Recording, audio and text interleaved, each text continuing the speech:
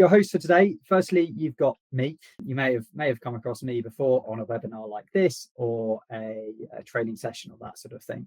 So my name is Ethan Butler. I'm a Senior Customer Success Manager here at Vevox. And I'm delighted today to be joined by Elizabeth. And Elizabeth, I do apologise because I very much struggled to say your surname. So I'm going to go with Elizabeth or Lizzie throughout the webinar.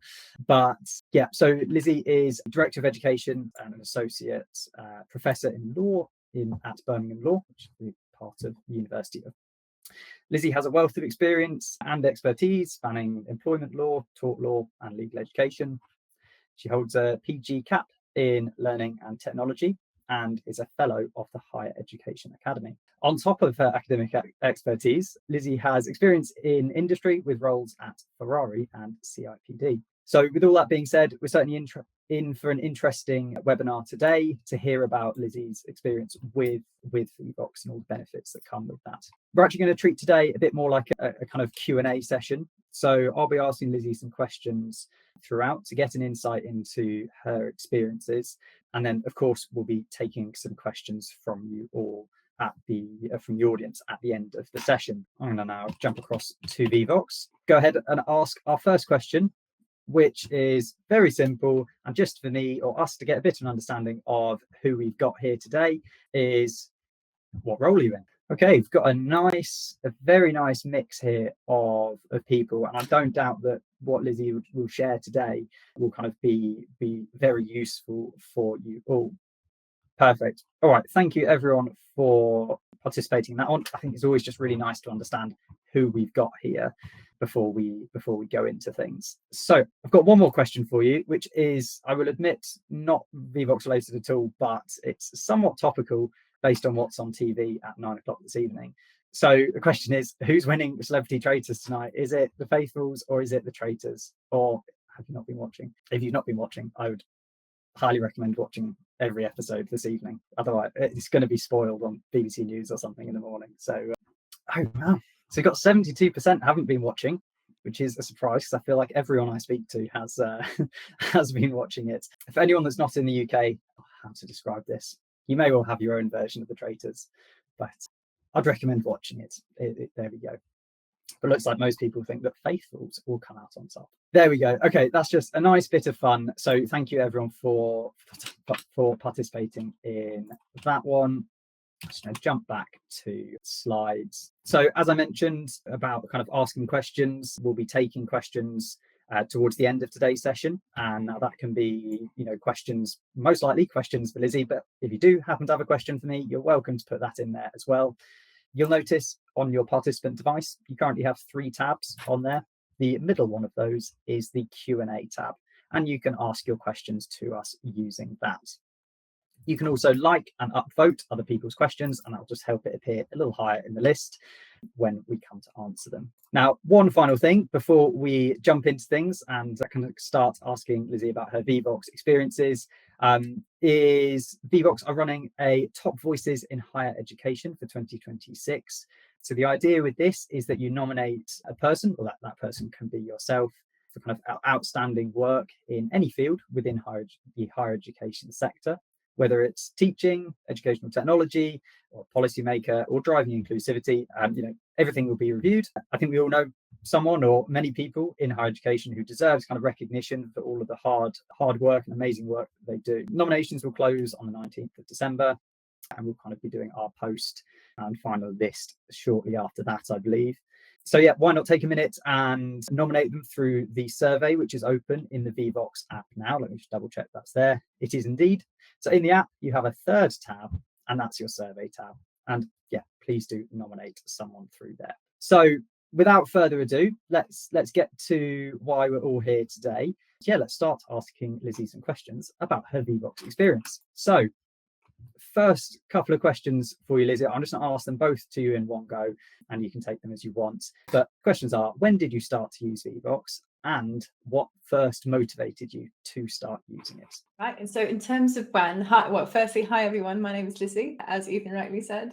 And from my perspective, how this all came about is in the University of Birmingham, in our law school, we were very successful in all our admissions rounds. We had bigger and bigger interest, bigger and bigger numbers. So of course, as you grow in numbers, you grow in challenges. And the problem that we are increasingly facing when we are dealing with big admissions numbers and big successes in that arena is that you have large group teaching almost as writ, as constant. And how do you face that challenge? Most certainly in the Gen Z teaching era. So when I started, ironically, my Vevox journey, the university were looking to invest in Vevox and wanted some brave soldiers to try out this new arena of teaching, of virtual and online and inclusivity and all aspects of our teaching, both in the classroom and outside. And I was nominated as the best person in law because I'm usually the most fearless, put it that way, to try anything new, anything that will make teaching better. I am most certainly first person standing, first hand up. So it was no surprise when they nominated me as our lead for the law school to effectively be the person who's going to trial in our ever increasing class sizes, whether Vevox could help us with the challenge of teaching and engaging larger and larger class sizes. And of course, the motivation was very clear. If you have a huge class to teach in something as layered or as complex as law, can it really be done? So I started by doing that. And with the help and support of the digital education team, I got some very fundamental training. I watched all of the videos on your YouTube channel that I could. I read what I could, I looked into it, but largely started playing with it on a small scale. And all the way through, you get stronger with it. So I'd definitely say that's how it started. Thank you, Lizzie. And just to give people a bit of context, what sizes of lecture do you tend Yeah. to We have to double teach in lectures because our average cohort is in the arena of 750.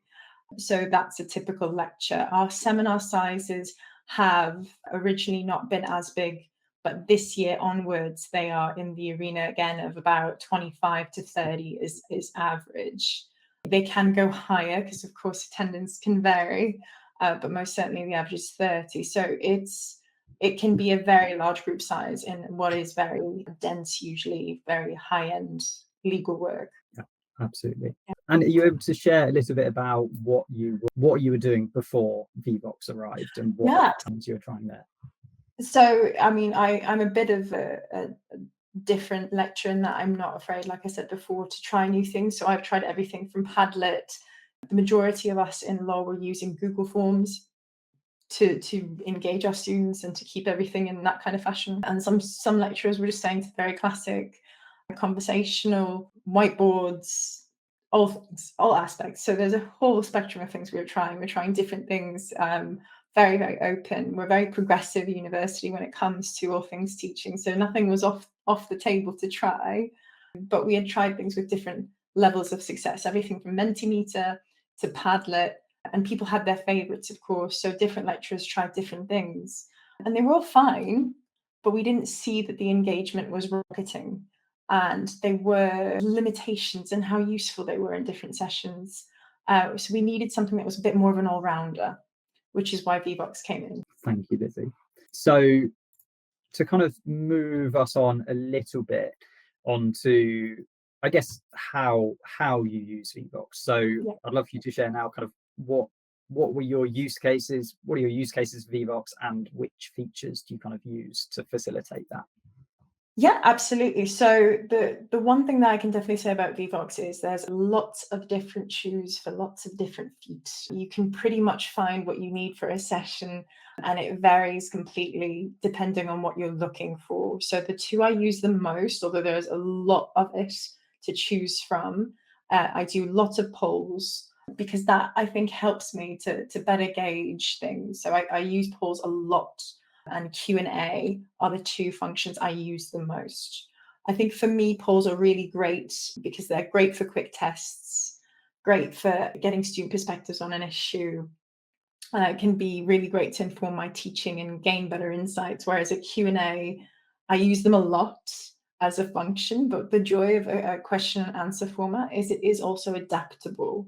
So it can be for quick fire questions, it can be for mini quizzes, it can be for actually setting a task out for a seminar. So they both on the face of it look really, I don't know, one trick ponies, but they actually have multiple uses. You just find the way you want to utilize them and adapt accordingly. It adapts to you is the best way of explaining it. Oh, I think you're on mute, Ethan. Classic. You'd think doing this for 5 would have figured it out. But with Vevox, do you tend to run it in an anonymous manner, or do you run it Absolutely. Yeah, for us in particular as a university, one of the largest reasons that we wanted Vevox was for the anonymity of usage. So being able to engage students can sometimes be a case of they don't want their name said, they don't want their name to an answer. And I find that the best examples of that, even when you're talking a Q&A or word clouds or text boxes, I find, and I most certainly would suggest it, unless you want to leave it anonymous, because it creates a safer space for them to tell you things. So the majority of the stuff we do is intentionally anonymous, because I think it promotes engagement by proxy, really. Yeah, absolutely. I would say this, but I 100% agree. And yeah, I think we find that engagement rates are, well, from what we hear, engagement rates are consistently much higher when it's all run. Don't get me wrong, you can use the name function, it can work very well, but if you're doing mass teaching, a large part of it is just managing the room, and that's the level of ability to do that in Vevox as well is a huge asset to us. Perfect. So we've got a few screenshots from your teaching, Lizzie. So, or just from a few Vevox polls that you've run in the past. So I'm just going to go on to the first one of those. And this is a classic poll. So in terms of what you can see here is, so my 2 areas that I teach in is tort law and employment law. So literally the world of work and how to sue and be sued. So the joy of this, for example, in using poll, it's a classic tool. And you can use it for a variety of reasons. But one of the best ways I love using it is to really engage my students from the off. So here, for example, I was starting a lecture on discrimination in the world of work. And instead of keeping it flat, I started with the question of whether they themselves perceive to have suffered it themselves. And here's the joy, it's completely anonymous. They know that. I can see how many people have taken part, which is not for a lecture or a seminar, that's a good amount of number you can see on the top right corner. So I can see the engagement right away. So on this, for example, this was a session together in a seminar. It was an easy way to start this off, to remind them of why this matters, why the thing that we are doing matters. And I also did this same slide in the lecture. So I wanted to see whether their perception changed. So this was the post-lecture slide that I utilized in the seminar, for the lecture one, exact same thing. So to see whether their understanding changed. Now, the key thing of this is really clear. You're about to start a very complex area of law.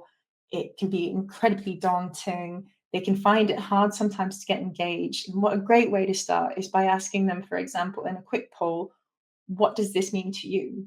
How to bring them in? Like, do you feel like you've suffered this? And I can see very clearly right away from the off of how they feel. And the great thing about this is this then informs your session, because I constantly then know, right, I know that age is their big issue. So when I get to age, it's something I can refer to. All of you in this room feel like you've suffered with this part of the Equality Act. Let's talk about that. It brings you a very easy way of not only engaging them in what you're about to teach them and why it connects to them, but it allows you to then, on the flip side, connect back, bring everything back in what you're teaching towards them. So it allows you to almost hyper-personalize a session to the people in front of you, which is great. So that's what I use this for the most. But of course, you can also use this for judging understanding, seeing whether they've got a question right, putting something easy to them. Is this legally correct, etc. It's a really easy tool that you can adapt for all sorts of things. But I thought this was an excellent example of seeing how something incredibly complex could be brought to them in a really useful way. I think also it helps with perceptions. And the reason I mentioned that I use this both in the lecture and in the seminar is because the perception changed. So for example, this was totally a different slide from the lecture to the seminar because their understanding of the area of law had changed. So I can really see whether, and they can see as well, how their understanding and their learning is growing through it. So it's a huge tool for us, but it's also such an easy way of almost gatekeeping that, bringing them in and getting them excited. So that would explain that one, hopefully. Next one, Ethan. Yeah. And then this one, now, this is a text box situation that I use quite a lot. And again, I try to use these in seminars for starting discussion, for allowing them to tell me how they feel about an issue. So of course, here we're talking about the wonderful world of occupiers' liability in tort law and the idea of the difference between a visitor and a trespasser. The exciting thing is this is you are allowed to give them a voice. So from my perspective, the must win is that I can see where they sit before I teach them the situation. I can see where they are coming from, where possible connections to how I can bring teaching to them is easier. They equally, like you can see, have no name, and the freedom that that creates. So when you first introduce Vevox, you'll have some, I found, the first session with a group of people, group of students that you're teaching, they'll have some hesitation. They might be a bit worried.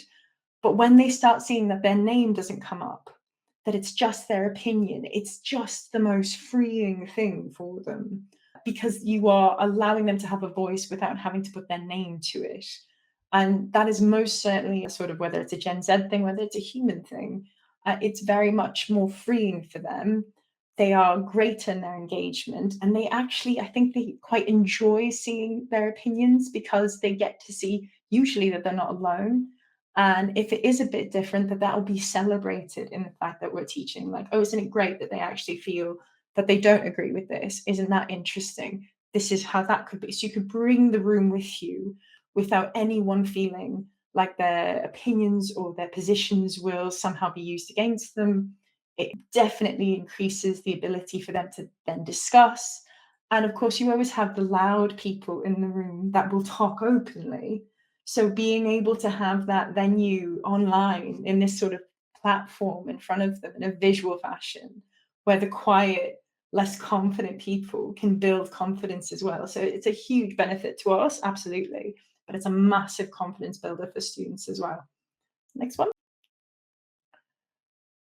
Now, and we do also do the complicated. So this one, again, was in a small seminar tackling, this was a very first seminar in a tort law session. So we just wanted to gauge opinions, not law, on a situation that's actually based on a famous case in this area. So the great thing about this is, of course, you can only see some of the text boxes, but if I were to touch any of them, you can see the full thing. The fact that they have the space, and again, this is a text box, you can either do a word cloud, you can do like we did before with limiting the words. There's all sorts of ways where you can almost extend or contract what they can say back at you. What I enjoy about using this aspect is we do highly complicated scenario situations. This, of course, is a light touch because I didn't want anyone falling asleep on me today with any of the more complex areas that we teach.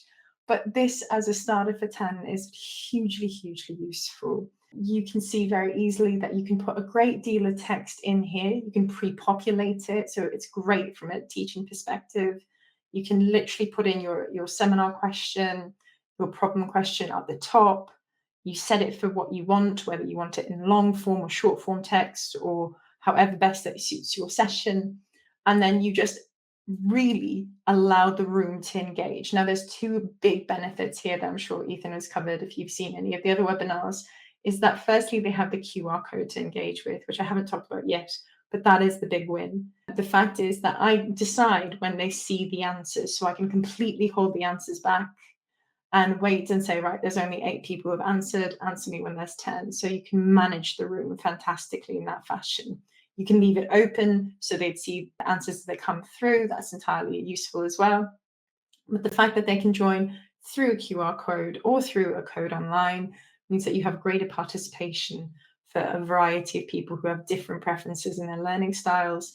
And the fact that you can then allow your own management of that room by controlling in real time whether you share the answers instantaneously, whether you hold them back until you get more, so you encourage them to engage with you firstly. It's all in your control. But the key thing is it is as user-friendly to you as it is to them. So that's a huge, huge part of it for me. And the one thing I definitely say is the first thing that you see is how many hands go up with their phones, QR code done, and they're with you. And it's almost your constant entry point. It's the easiest thing to do for them. But equally, in terms of setting this up, if you had your seminar question ready, when you're doing your setup, it takes you less than 5 minutes, and you can duplicate this. So if I put it in once, I can duplicate this session 5 times over and do it for all 5 seminars on clean slates. It also allows you, within my personal aspect, it also allows me to save these and bring them back up later.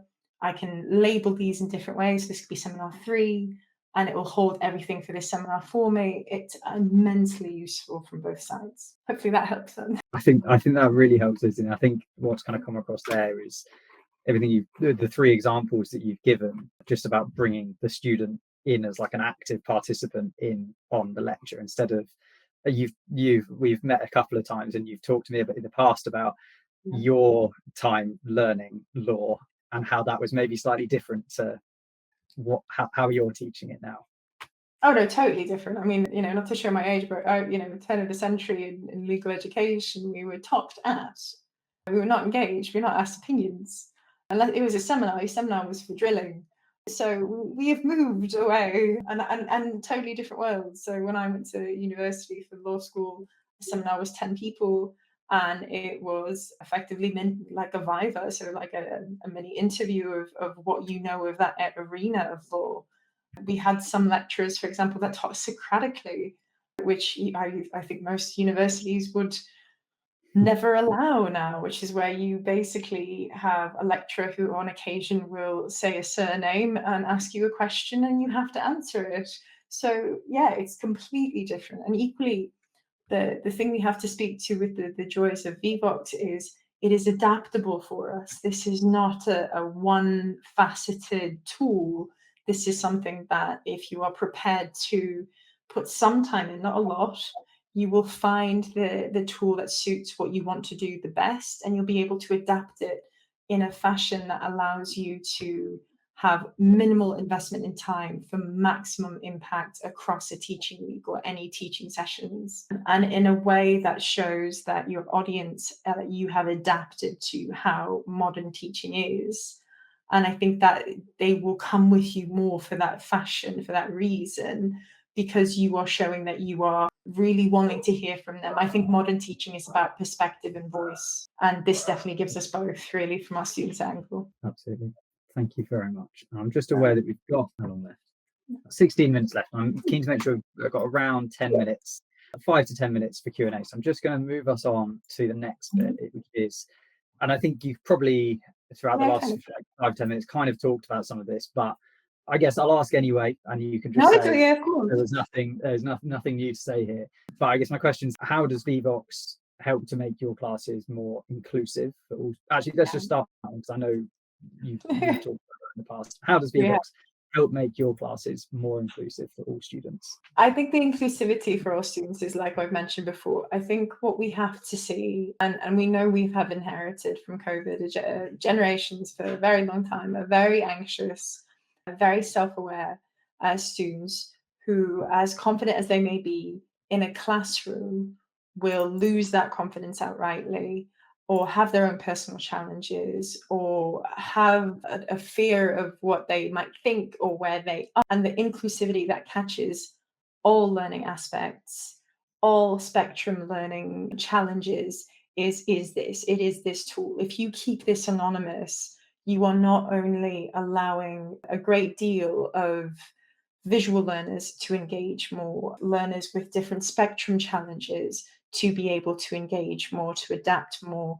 You're also massively building on the confidence of all students, because they get to learn that their voice matters and that you want to hear it. The tool that helps you to really drill that down, most certainly in Vevox, is the fact that you can say, look, there's only 5 of you that have told me the answer. When 10 tell me the answer, I will say it.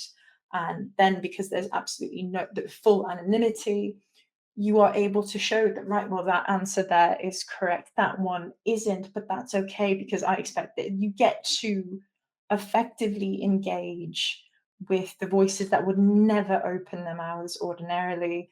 And you teach every inch of that classroom for it. And what they gain is the confidence that each time they come, and you'll see this from your first session to your third session, you'll have more answers as you go, because the confidence that that gives them means that they're not afraid to engage next time. And the inclusivity is just broad scale from there. The confidence building, you find the room gets chattier because they've built their confidence up as you go than ordinarily it would do. So massively, massively inclusive. Yes. Fantastic. Yeah, I think this is what we often, or I often hear, is that actually Vevox is a great way of just opening up more verbal discussion. It's just that first bit, it kind of does that job of getting them going, and then they kind of more happy to have a discussion with you or among themselves. It is. It's a proper modern day icebreaker. It is properly. It's the best way to start anything.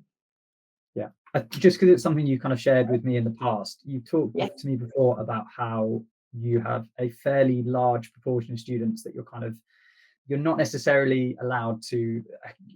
You might not be allowed to engage with kind of questions. Yes. So we're seeing, like a lot of universities, that there is usually quite a substantial number of students with support packages, support programs that we put in place for them. So personal academic support programs whereby for reasons of anxiety or other connected medical reasons, they cannot be asked a question directly, because of course it would cause them more anxiety. And anxiety, like we know, post-COVID is a massive issue in teaching. And this again is the same tool for that reason. You can have a learning support plan for any student, and whether it's inclusive of it's recommended to us as educators that we don't ask them to speak. Well, suddenly the whole room is offered the same gentility. You don't have to speak. You can speak without speaking. And I think, ironically, even though I teach law, I see a huge amount of first years who have absolutely no ability in the entirety of their first year to give any sort of verbal answer. They are far too anxious. But of course, how are you going to teach them? The classic quiet room. All of us, and looking at the professions that are in this session today, all of us have been in those situations where you can ask a question in the most engaging fashion possible, and they still might not come to you for all sorts of reasons. So in the same fashion that allowing someone to have a voice, regardless of whether they speak in any discipline, is going to be empowering, it of course is in a legal one. When you're teaching a law, when they're afraid of the answer, when they're afraid of what their friends or their peers might think, you've ripped that completely out of their minds. So all of the weight, all of the imposter syndrome, everything gets lifted. It's an absolute game changer for a room, really, if you have those kind of issues present. Fantastic. And I must say, at this point, I promise we're not paying Lizzie to say any of this stuff. This is all her own thoughts. But yeah, thank you very much. And just quickly, Lizzie, before we move on to kind of the final couple of questions, have students kind of voiced any kind of gratefulness or just shared any thoughts about Vevox? Yeah, we see this in twofold. We see this in conversations with, so I was obviously the first person to trial this. My sessions had really great feedback on engagement and how excited they were, how my attendance records were better than other people. So we have real-time data to show that they were appreciating it more. But also we had emails, we had students telling other students about it. It really created its own sort of momentum of positivity. It definitely created that. And on top of which, when we did the data running on Vevox sessions, we found that students were performing better. The modules, for example, that used Vevox in seminars were performing better in module evaluation scores as well on questions of engagement, because naturally they are engaging en masse. So we can see it both in real time, in word of mouth, and in data sets. It is holding real benefits for our students without question.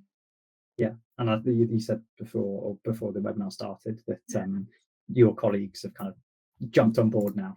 They have, yeah. So Ethan kindly did some training with us on top of the training that we get given here, just to really personalize it, and that helped a great deal with, again, staff members who were a bit cautious, worried that it was going to be time intensive, worried that they might not be able to get their heads around it if it was terribly clinical or what have you. The session that we did just this semester, and already we've seen an increase of staff using it in their large group sessions, which is already a great fold. So we probably had a threefold increase in how many people were doing it. Not many people before, obviously, but a definite increase. And I think it will continue. I think people are coming to Vevox by their own use of it, by their own enjoyment of use of it as well. Yeah, and I'm sure some students will kind of come to start to maybe expect to use kind of something like this. Yeah. Okay, final couple of questions for you. So the first of those is, have you encountered any challenges in using Vevox? Not really, not in the data, in the actual platform itself, not at all. The challenges that you will encounter are twofold. You're either going to have challenges in, I'd say, with other staff members or trying to encourage other colleagues to use it, because everyone has their fear of it. I actually encouraged some of my colleagues to come and watch me use it in a session. That helped quite a lot. And of course, after the training, that helped. The other challenge is with students, but if you have any question about, will my students like this, do this sort of toe dipping into just the poll, just one question, just at the start, and have that, you don't have to overdo that. That can be in every few lessons, in the starter of all the sessions. It can be a really good way of starting it. So let your own confidence grow with it and find your way slowly, but also show you that they are as keen to use it as you are. And most certainly with the QR code function, the fact that you can embed these into slides, it is something to try. Definitely, that's definitely worth trying, but without doubt. On the other flip side, with your students, you'll see that when you do like an easy poll, it's also good for them to build their confidence with it as much as you. And then you'll find that they'll jump on anything else you give them because it's a familiar thing. Yeah. Thank you, Lizzie. And I think you've done a very good job there of using the first question to answer the second question, which is, what are some of your tips for other educators? So is there anything that you didn't say just there? Any other like top tips that you might? I say try it. That do the benefits outweigh everything in terms of cost worth. This will fill everything that you need it to do. You just have to not be afraid to try it. Utilize it in different ways, like almost use your own sandbox sort of element. Try it with yourself in your own time. Become familiar with it. Try it in small sessions first to build their confidence in yours. Definitely watch the videos if you find you're lost, and you'll find that most of the IT teams in a university in our area are familiar with this, so they'll know what they're doing. And of course, use all the elements of support that Vevox also give you. So pride before a fall in terms of the aspect of that. Try it, and if you bring it into a session with almost complete ease, you will see both your student engagement and your own use quadruple in ease and enjoyment, I think. Fantastic. Thank you so much, Lizzie. That is, I guess, the end of the bit where I asked you questions, and I'd now love to jump over to the Vevox Q&A to see what some of the audience are asking, because we've got a few questions in there.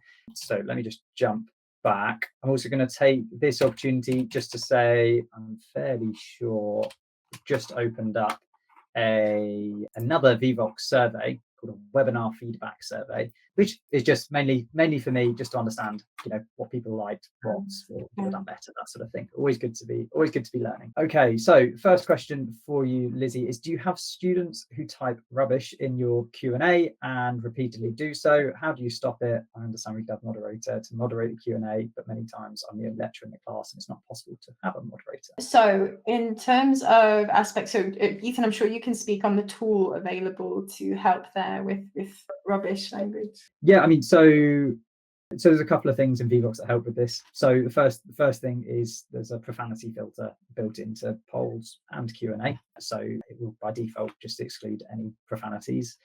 And then there is also, as this person has mentioned, the kind of moderation feature in there, which gives you ultimate control over what then comes into this view that everyone is seeing.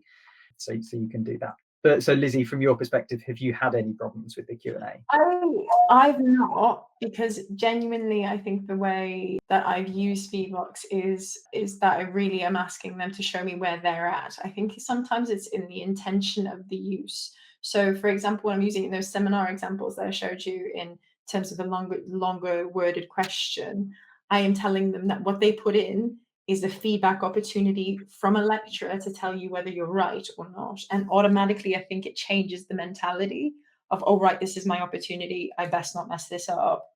When you have really bad situations, this is the joy. Remember, you can hold back the responses and not show them until you're ready. So if you see a bad response and you don't want to share it, one of my colleagues had a situation like that, and she just said, well, I'm not going to share the responses because we've had, unfortunately, inappropriate details shared or something we did that were not shared. So we're not going to share the responses, but I'm going to effectively have to work around that. Thank you for those who did. Those who did said A, B, and C. And you do have to manage it. But this is no different to using a tablet or even Microsoft Form, which would make the same challenge just as prevalent, but hard to manage, because you effectively would have to almost take away their access to viewing that. So I think it's a very modern challenge, but I think Vevox at least allows you to control whether they see it before it's put forward.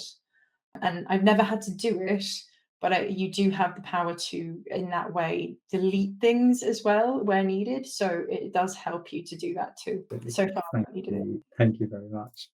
So someone's saying, thank you for sharing your experiences today, Lizzie. Quick question. What advice would you give for balancing the amount of time spent on interactive / Vevox content versus working through your teaching material and balancing this in real time? Also, do you take any analysis away from the student results? Yes, analysis-wise, yes, definitely. We use it as teams to gauge where, so we'll share our Vevox polls. We'll figure out that, in this seminar, there's a real theme of they're not getting this, they're getting this. So it allows us to utilize that as right, okay, so the next lecture, let's start on explaining negligence, part A, more detail. And we tell the students, because of your answers in Vevox, we're able to identify this is the issue. We're going to talk about this more. I mean, you don't have to, but it does also show them that you're listening, which I think is an added benefit. In terms for balance, so I don't use it throughout a lecture, that's for certain. I use it at the start. We usually do 2-hour lectures. So at the start of lecture, for a poll, let's say like the one I showed you, go through it when you're about to break, either another poll or a question or a Q&A. And that allows you then to have that sort of time of do this during the break. And then that starts you off into the next segment. And that will usually be enough. I have some lecturers that I work with, some of my colleagues, who will use it just at the end of a lecture to effectively set a question that will then start the discussion for the next lecture. So I'd say balance it, don't overdo it, because there is such a thing as Vevox fatigue, I would imagine. And like anything, and monitor it yourself. What is going to suit your sessions best? What is suiting your students best? But you can use it as the sole platform for seminars as well. And I have done that. So just using like no slides, just using like well, yeah. So like you saw with Bluey, that went up. I held back the responses. So I hid the responses so I could see the responses. So I had my laptop. I was walking around the seminar room. I gave everyone their question. So I start a session. I put them into groups. I then organize my Vevoxes ready so that I effectively show them, right, group A, that's your Vevox, go. They scan it, go in. And I can see that they've done that as well, because obviously the numerics show me that they have. So, right, okay, there's 10 of you. 10 of you done that? No. Quicker now, that kind of thing. Right, next, and the next one. But I hold the responses back. And the great thing about that is they can't see it, I can see it. So because I've created it, I can see the responses. And that helps me, because when I go to that group going, right, okay, guys, there's 10 of you here in group A. You're saying this for Bluey. Have you considered this? Because I can see in real time where they're at. And that is better than a slide. And then when we come together and I bring the room back together, I'll go, right, group B, I'm going to show your answer now. Ready? So there's 8 of you put it in. Brilliant. 8 of you, I can see 8 answers. Fabulous. I'll share it now. Then you press the button, share the responses, and you effectively start the discussion from there. So it becomes the sole platform for my seminars in that fashion. Yeah, fantastic. And I don't know whether you've used it yet, Lizzie, but there's a fairly new thing in the platform called presentation content, which allows you just to share content, not polls. So you have used that, have you? I've not needed to use it yet, because I think that right now the polls and the Q&A in long text and short text are working quite well for me. So I've not had to yet. Yeah, Fair enough. We are out of time, but I think there's 2 questions which I think we can answer quite quickly. So first one is this one, which I think I might answer. It's just around the how did you set up the trespass responses in multiple columns. I think the answer to that is that's kind of just how it appears for everyone. That wasn't a way that Lizzie set it up. So if you run an open text question, it will automatically appear in 3 columns. This one was a similar question to that one up there. I found this one interesting, which is what makes a good question in Vevox in a law class? That's a good question. It depends on what you're trying to get. If you're going for a poll, it's a question that makes them realize that what you're about to teach them is about them. Anything that breaks that wall, that 4th wall down that we talk to, is everything. So whatever it is you're teaching them, the thing that you want that poll to achieve, the thing that makes a good question is a question that's going to make them, in the answering and however you presenting it, aware that the thing they're about to learn matters to them, that it pertains to them. The connection to them is what brings them into the room with you. And at the very least, shows them that this is about, maybe not, in my view, for example, with the question of discrimination, that this is not just black letter law. This is something that affects your life and has and will, and we're about to learn why you knowing this is great for you, but it's going to transform how you can empower yourself as well. So I think that's what it is. It's whatever breaks down that wall between you. Yeah, I think when things are relatable to yourself, like, it helps so much with learning. Yeah, I personally always struggled with, I started getting a bit further in maths and going, I'm sorry to anyone that's going to get annoyed by me saying this, but I can't quite understand why I'd ever need this. And I'm sure there are reasons, but I certainly always enjoyed the parts of maths where, like, I could relate it to myself and how I could see this being relevant to me. So I think that kind of goes to what you were saying there. Yeah. Okay, I think in the interest of time, because we're a couple minutes over already, I'm going to finish things up there. I just want to say a huge thank you to Lizzie for coming along today and sharing their experiences. Really, really appreciate it. Lizzie is been stepping into a new role this year, and it sounds like it's been very busy and there's been some challenges associated with that. So thank you so much for your time, and I'm sure everyone has found it incredibly useful. Thank you. It's been a pleasure. All right. Thanks, everyone. I'm going to shut this off now. Thank you. Bye-bye.